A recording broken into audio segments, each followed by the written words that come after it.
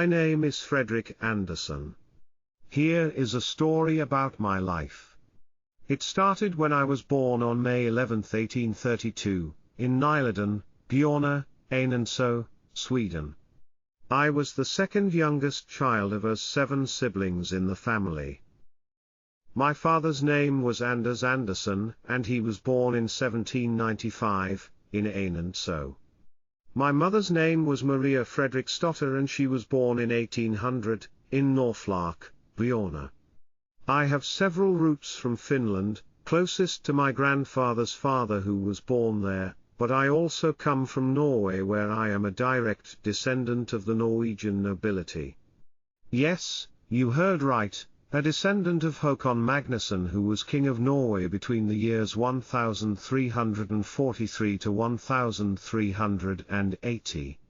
The king who is known for building Bors fortress, but also for being the founder of the Norwegian capital Oslo. I married the love of my life, Anna Magdalena Jonsdotter, on March 31, 1861, at the age of 28 years. That day was unforgettable.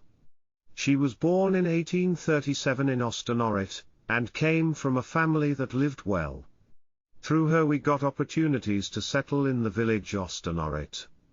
At this time, Östernorret was a large village. A very beautiful village right next to the Angermanälven River.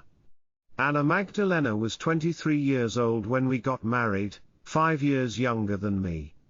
My wife has exciting roots. At very close range she has roots in the indigenous Sami people. But also noble roots through the mythical Björn Hansen Bagge. You can also follow Anna Magdalena's roots back to Sweden's oldest documented family, Buraten. As you understand, together we have very exciting roots. All our descendants have got these roots through us. Let me start by telling you what children we had together. Our first daughter, Elisabeth Maria.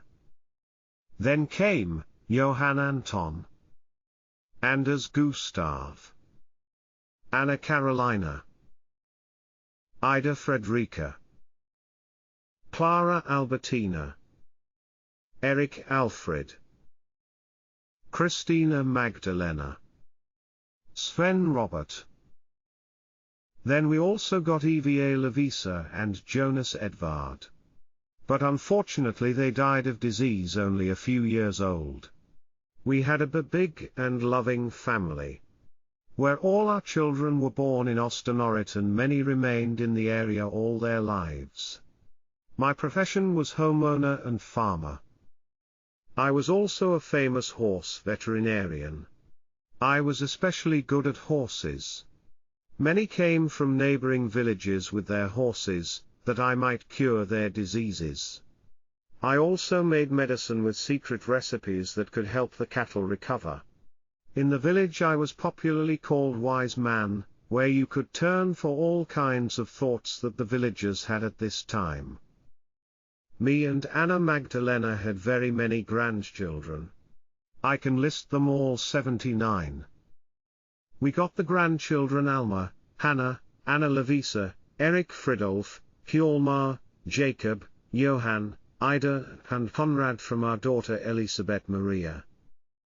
We got the grandchildren Selma, Elena, Lily Carolina, Erik, Teolinda, Olga, Knut Harold, Set Valdemar, Jonas Alfred, Olof Sigvard, Lily Wilhelmina, Carl Gustav and Alf Berger from our son Johan.